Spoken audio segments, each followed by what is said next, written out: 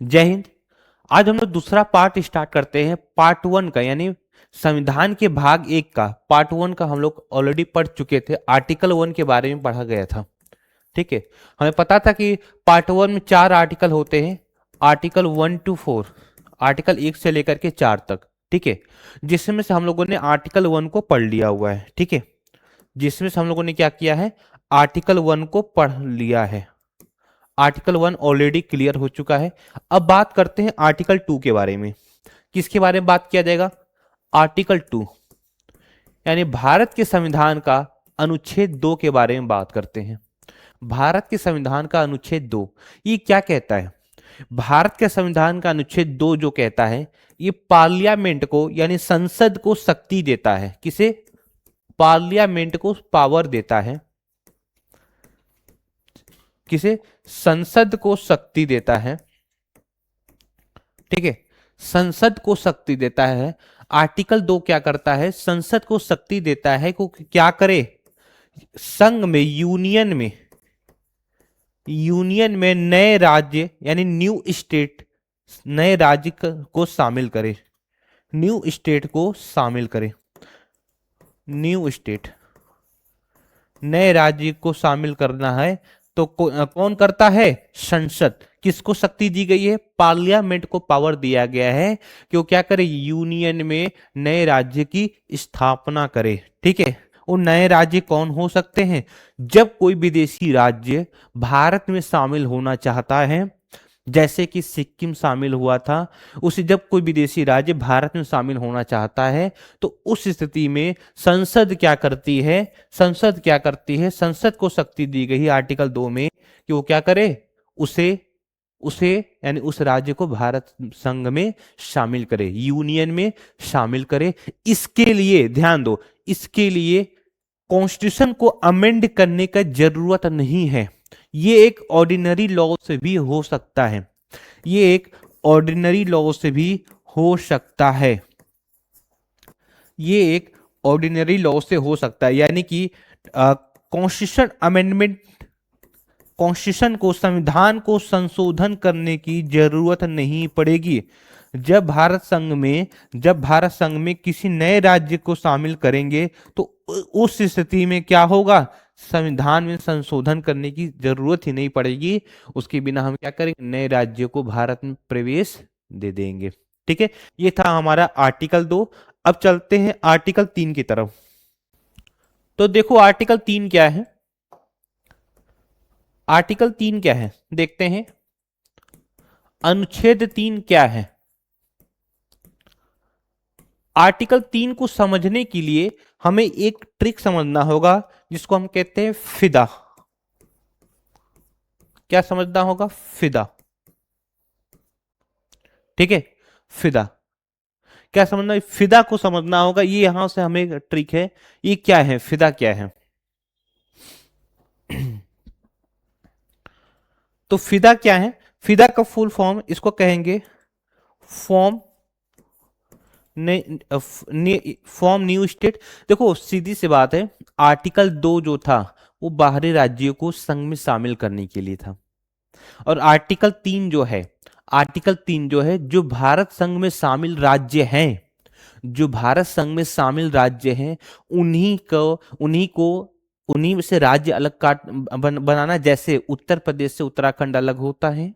ठीक है, उत्तर प्रदेश से उत्तराखंड बनता है, बिहार से झारखंड बनता है, मध्य प्रदेश से छत्तीसगढ़ बनता है, आंध्र प्रदेश से तेलंगाना बनता है। वो संसद करती है किस आर्टिकल के तहत? आर्टिकल 3 के तहत।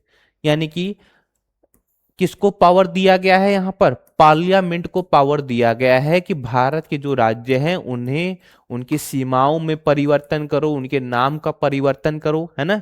यानी कि एक नए राज्य की स्थापना करना, F for form, I for increase the boundary of state, ठीक है। डी फॉर डिमिनिश या decrease the boundary of state. ठीक है, A for alter the name of state, राज्य के नाम को चेंज करना, alter the name of state. ठीक है, और alter the boundary of state यानी राज्य की सीमाओं को भी चेंज करना, राज्य की सीमाओं में भी परिवर्तन करना, ये कौन करता है? पार्लियामेंट करता है। किस आर्टिकल के तहत? आर्टिकल 3 यानी अनुच्छेद 3 के तहत। अनुच्छेद 3 जो है संसद को शक्ति देता है कि वो क्या करे, वो क्या करे, राज्यों जो भारत संघ में शामिल राज्य हैं उनकी सीमाओं में उनका नाम, उनका उनका नाम बदल देना, उनसे एक नए राज्य की स्थापना करना, ये किस में होता है? आर्टिकल 3 के तहत संसद करता है। ठीक है,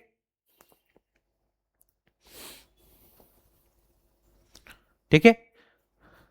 और इसमें ध्यान दीजिएगा, और इसको भी करने के लिए, ये सारे करने के लिए संसद को जरूरत नहीं पड़ती है कि संविधान को संशोधन कर सके, कॉन्स्टिट्यूशन अमेंडमेंट की जरूरत नहीं पड़ती, ये भी ऑर्डिनरी लॉ से हो जाता है। ठीक है, कॉन्स्टिट्यूशन अमेंडमेंट्स की जरूरत नहीं पड़ती है, संविधान को संशोधन करने की जरूरत नहीं पड़ती है, ये भी ऑर्डिनरी लॉ से हो जाता है। ठीक है, कॉन्स्टिट्यूशन अमेंडमेंट्स की जरूरत नहीं पड़ती है। ओके, तो यहां से हो गया हमारा आर्टिकल 3। अब बात करते हैं आर्टिकल 4 के बारे में। अब बात किया जाएगा आर्टिकल 4 के बारे में। चलो अनुच्छेद 4 को देखते हैं। आर्टिकल 4 क्या है? जो आर्टिकल 4 है ये कनेक्ट है दो शेड्यूल से। किससे? दो अनुच्छेदों से, दो अनुसूचियों से कनेक्ट है। किसे? Schedule 1, schedule 1 and schedule 4 and schedule 4।